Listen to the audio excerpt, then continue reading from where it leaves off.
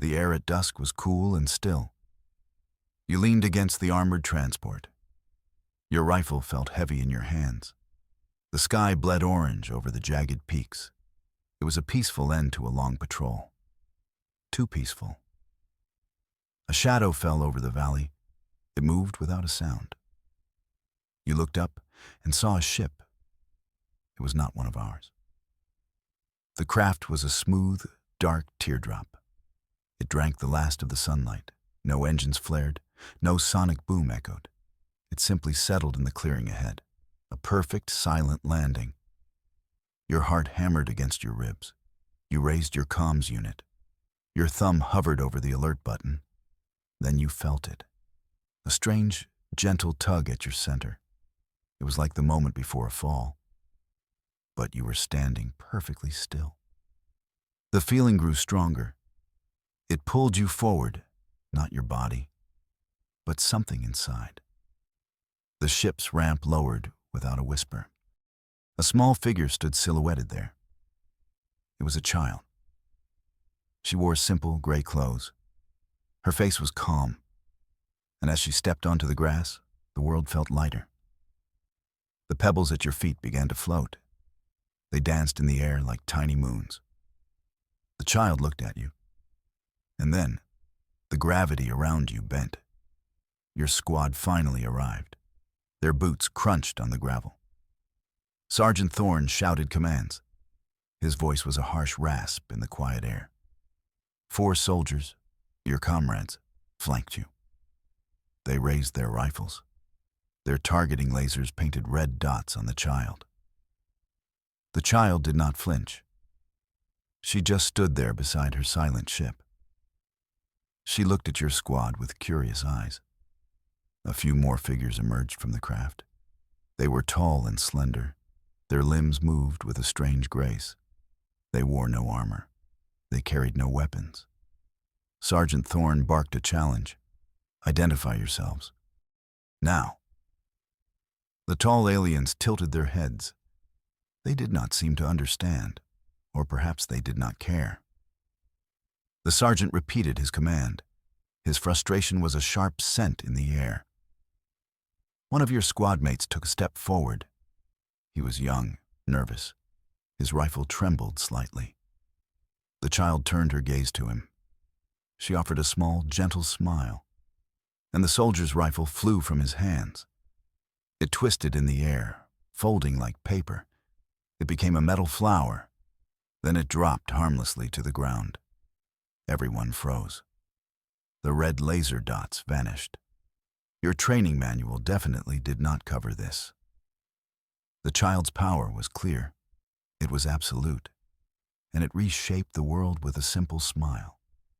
A deep hum vibrated through the ground. It came from the alien starship. A long seam appeared along its hull. The ship cracked open like a seed pod. It did not explode, it blossomed. Light poured from within. It was not a harsh, sterile light. It was a warm, shimmering gold. A field of energy expanded from the vessel. It washed over the clearing. The air grew thick. Your lungs felt heavy. You watched the trees at the edge of the woods. Their branches began to droop, not under their own weight, but pulled sideways. The world was tilting, or maybe you were. You planted your feet firmly. Yet the horizon seemed to skew. Sergeant Thorne stumbled. He caught himself against the transport. His face was a mask of disbelief. The golden field was a gravity rift. It was a bubble of altered physics. You were caught inside it. Awe fought with a primal terror in your gut. This was not technology as you knew it. This was something else entirely, something ancient and impossibly powerful. You felt like an ant watching a god flex its muscle. And you were standing right in the middle of it. The child took a step toward you. The golden light swirled around her. The sideways pull on the world lessened. Her voice entered your mind. It was not a sound. It was a thought, clear and pure. "We did not come here to fight." You stared at her. Your own thoughts felt loud and clumsy in comparison. She spoke of a forgotten war, a conflict that had burned across galaxies. It had ended eons ago, but its embers still glowed. The enemy was not gone. It was merely sleeping, waiting for a moment of weakness. Her people were the guardians. They traveled the star-borne paths. They sought to mend the great wounds. But they needed help. They needed allies who were brave, allies who were strong, allies who had not yet been broken by the old war. You listened to her silent words. A part of you wanted to believe, but your training screamed at you. Every soldier knows to look for the hidden motive. You suspected a deeper agenda, one that could unravel not just a world, but the galaxy itself. Her story was too grand, too simple, and you were just a soldier on a forgotten rock. Why would they choose you? Why here? The question echoed in your mind. The child seemed to hear it. She offered no answer, only a sad, knowing look. Your gaze was drawn back to the ship. Through the open hull, you saw it. A crystal pulsed with a soft, inner light. It was suspended in a web of golden energy. It was the heart of the vessel, the source of the gravity rift. It was beautiful, and it terrified you. The crystal hummed a low, resonant song. You felt its power in your bones. It was a song of creation and of destruction. You recognized the pattern of its energy, not from your training, but from nightmares, from old stories whispered by lonely starfarers. It was a relic of power, one of the legendary keystones of the universe. Objects that could rewrite physics. They could turn suns into ice. They could make planets sing. Legend said they were all lost, destroyed in the forgotten war she spoke of. Yet here one was, pulsing softly in front of you. You understood then. This was not just a ship. It was a sanctuary, a weapon, a tomb.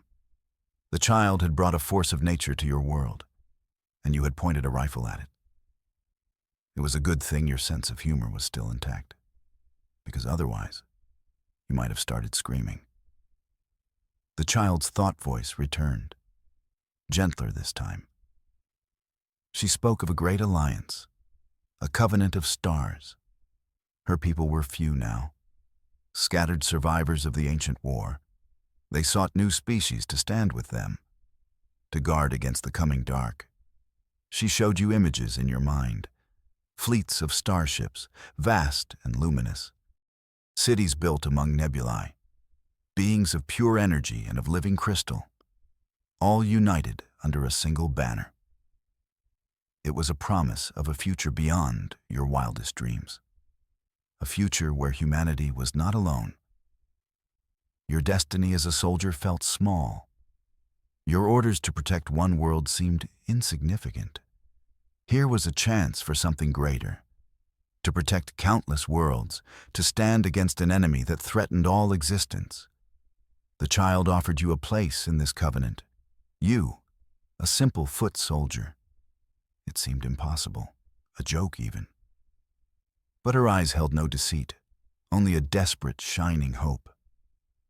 The choice was yours, to remain a guardian of dirt and rock, or to become a guardian of the stars. The weight of that decision settled upon you, heavier than any armor you had ever worn. The gravity of your old life felt weak, insignificant. Don't listen to it, Corporal. Sergeant Thorne's voice cut through the air. It was strained, full of fear. He had raised his sidearm. It was not pointed at the child. It was pointed at you. That thing is a liar. You turned slowly. The other soldiers were shifting their positions. Their faces were a mix of confusion and suspicion. Only Thorne's was set in hard lines. One of your comrades, a young trooper named Jorik, spoke up. "Sir, what are you doing?" Thorne ignored him. "They offer power.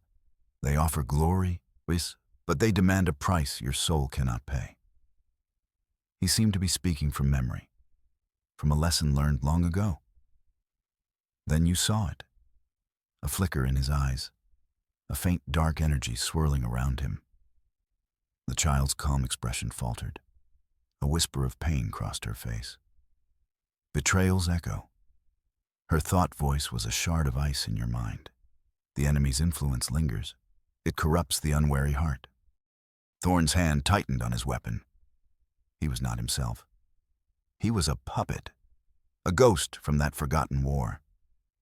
He fired. A bolt of deadly red pulse energy shot from his pistol. It did not fly toward you. It flew toward the child. But she was ready.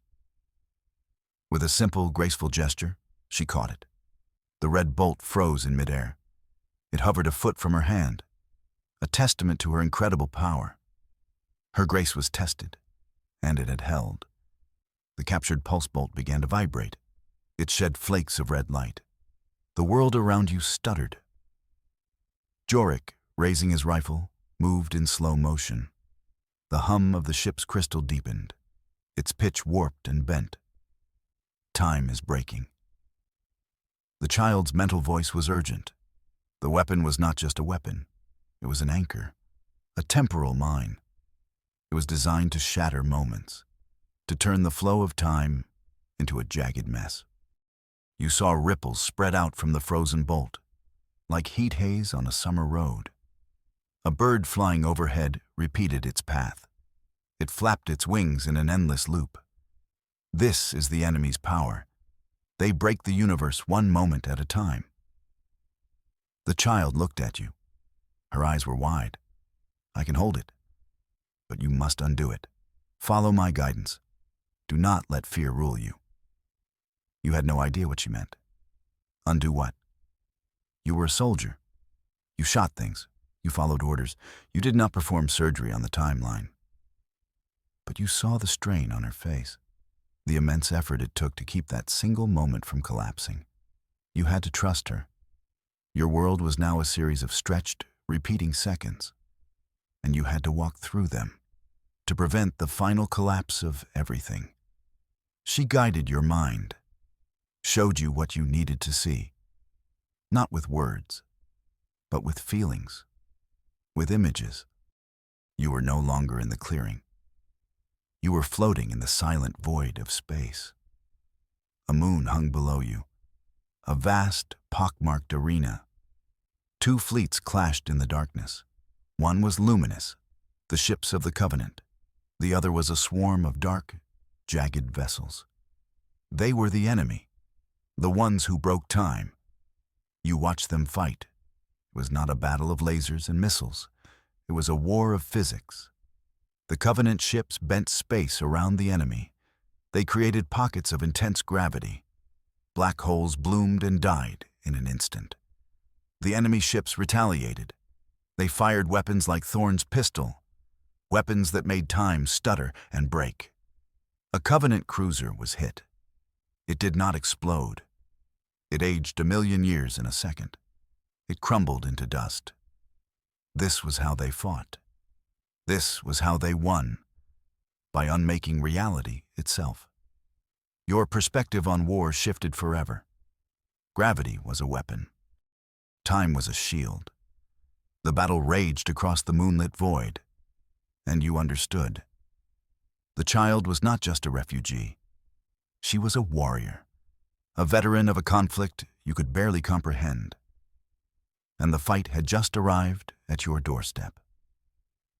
The vision of the battle faded. You were back in the clearing. The pulse bolt still hung in the air. Time was still broken. But now you understood the stakes. The child's mind touched yours again, softer this time. A deep sadness flowed from her. She shared a memory, her own memory. It was the end of the forgotten war. 1,000 stars were dying. A great weapon had been unleashed, one that did not just destroy ships or planets. It erased them from history, wiped them from every timeline, an ultimate act of spite. She had been there. a child then too. She had watched her homeworld vanish, watched it become a memory that only she held. Her gift was not a tool for war, it was a scar. The gravity she commanded was a consequence of the weapon, a deep wound in the fabric of the universe, a wound she now carried. She was not a god. She was a survivor, the last witness to a cosmic crime. You realized the true weight of her power. It was the weight of 1 billion lost souls, the weight of a history that no one else could remember. Her secret was not one of strategy or power. It was a secret of profound and unending grief. And in that moment, your suspicion melted away. It was replaced by a fierce need to protect her. Your choice was made. You looked at Sergeant Thorne. He was still caught in the temporal stutter. His face was a frozen mask of corrupted rage. You looked at your other squad mates. They were watching you. Their confusion was giving way to fear. You had to lead them. You had to make them understand. You lowered your rifle. A simple gesture of trust. "Stand down," you said. Your voice was steady, louder than you expected. "She is not the enemy." Jorik hesitated, then lowered his weapon. The other two followed his lead. They trusted you. It was a fragile thing, that trust, but it was a start. From the ship, the tall, slender aliens emerged. They moved slowly, carefully. They held out their empty hands. They were watching you, waiting for your lead. You gave a slow, deliberate nod. It was a gesture of peace, an acceptance of the alliance she offered. In that quiet clearing, something new was born, a unity of two species, forged in the face of a reality-breaking threat. You felt a surge of hope in your chest, the first true hope you had felt in years. This was the beginning, the first small step into a much larger universe, a universe that needed you, needed all of you. The enemy is close. The child's thought broke the silence. They felt the temporal anchor. They are coming for the relic. As she sent the thought, the sky darkened, not with clouds, but with ships. Dozens of those jagged, dark vessels materialized in orbit. They were like sharks circling their prey. They did not bother with grand attacks. They simply began to drop, streaking through the atmosphere. Their target was the clearing. Their target was the child. "Get ready," you shouted. Your squad formed a perimeter around the child. The tall aliens stood with you. They shimmered, and hard, crystalline armor formed over their bodies. So they were not unarmed after all, just very, very subtle. The enemy ships landed. Soldiers poured out. They were insect-like creatures, armored in black chitin. They carried weapons that pulsed with that same sickly red light. They opened fire. The child raised her hand. The golden light from her ship intensified. It wrapped around your small group, a shimmering dome of pure force. The enemy's pulse bolts struck the shield. They splashed against it like rain on a window. It held. The child's power created an impenetrable shield. But you could see the toll it took. A line of sweat beaded on her forehead. Her small body trembled with effort. The shield was buying you time, but it would not last forever. You had to make your stand here, together. The enemy pressed their attack.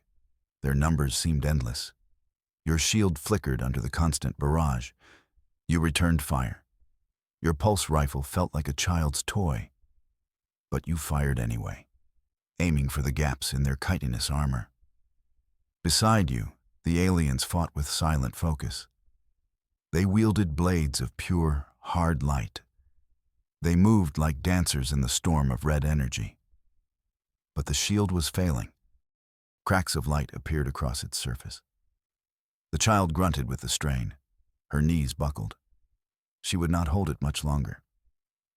She looked at you, her eyes full of a fierce resolve. The relic, its song must be released. Her thought was a command. You knew what she meant. The crystal inside the ship, it was not just a power source, it was their last hope. You broke from the perimeter. You ran toward the open ship. Pulse bolts zipped past your head. One grazed your shoulder. The pain was a hot sear. You ignored it. You reached the ramp. You plunged into the golden light.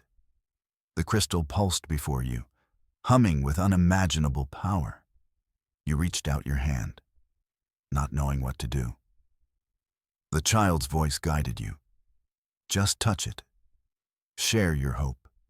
Share your resolve. You placed your palm against its smooth surface, and the world turned white.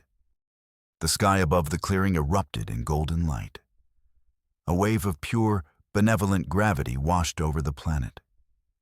The enemy soldiers were not killed. They were simply lifted, pushed gently but unstoppably into the sky. They tumbled back toward their dark ships. The sky glowed with the promise of peace. You witnessed the child reshape the battlefield, not with violence, but with a profound and unshakable resolve. The dark ships fled. They vanished as silently as they arrived. The golden light faded. The world returned to normal, or what passed for normal now. The clearing was silent again, save for the whisper of the wind. The child was sitting on the grass. She looked exhausted, but she was smiling. You walked back to your squad. Sergeant Thorne was on the ground. The dark influence had left him. He looked confused, ashamed.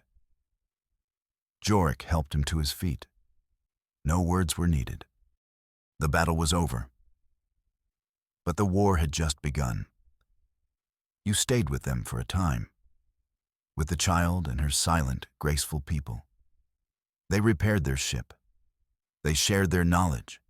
They taught you about the star-born paths and the enemy that walked among them. You learned that courage was a universal language, and that hope was the strongest shield of all. When it was time for them to leave, you made your choice. You would not stay behind. Your place was no longer on this world. You returned to your command post one last time. You told them what you had seen. You spoke of the Covenant and the coming war. Some called you a traitor. Others called you a hero. But you knew what you were. You were a soldier who had seen the truth, and you would not turn your back on it. You returned home, changed forever. The story of the child who hacked gravity was now your story. It lived in your memory. It guided your heart. You stood on the bridge of a starship. It was not the child's vessel. It was one of humanity's first offerings to the Covenant. It was clumsy. It was slow. But it was a start. You looked out at the star-dusted blackness. New missions awaited across star-born horizons. Your new comrades were a mix of human and alien, beings of flesh and beings of light. You had all seen the same truth. You had all made the same choice, to stand together against the coming darkness. The child was with you, not in person, but in spirit. Her teachings were the foundation of this new alliance. Her courage was the fuel for your journey. You were no longer just a corporal.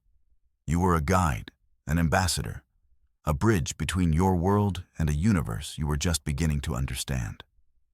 You were ready to lead humanity toward a brighter future. The past was a memory. The future was an uncharted territory.